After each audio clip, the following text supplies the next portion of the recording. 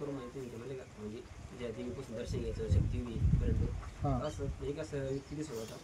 जे दाढी पांढरी अशी तिकडून 2 जोड्या आहे, तिकडून भगवी आहे आणि तिकडून ही हिरवी होती. एक हातात चिमटा आहे आणि एक हातात मोर्चे तिथपर्यंत.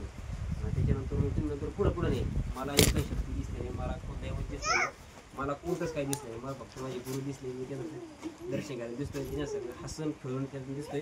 तुम्ही असं हात चालू होते माझ्या सांगायला असं मी पर्वत दिसतंय मंडळा आणि ते पर्वतावरती मला घेऊन बसले दिसते. काही शिस्त बसली दिसली दुसरे काही आणि तुम्हाला मला ज्ञान देताना दिसत आहे. सर म्हणजे पुढे जायचं असं पायऱ्या चढून असं माझ्या खांद्यावर हात घेऊन तुम्हाला वर चालले दिसते. इतकं काही आनंद होता शरीरामध्ये, असं वाटत होतं की असं नाचावून असं वेगळंच काहीतरी म्हणजे असं वाटत होतं मला. का म्हणजे सगळं लोक काही दिसू नये त्यांना दिसू म्हणजे असं वाटत होतं की मी सगळं जंग जिंकलंय आज म्हणजे असं मला असं वाटत होतं.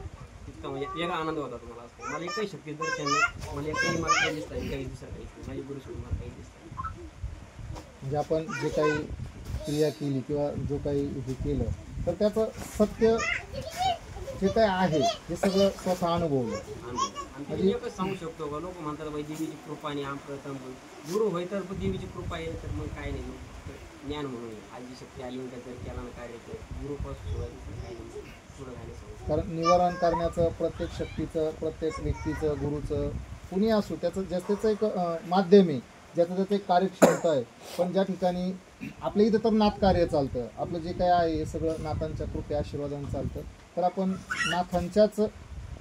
नाथांना अनुसरूनच जे काही घडतं किंवा जे काही आहे तेच करणार.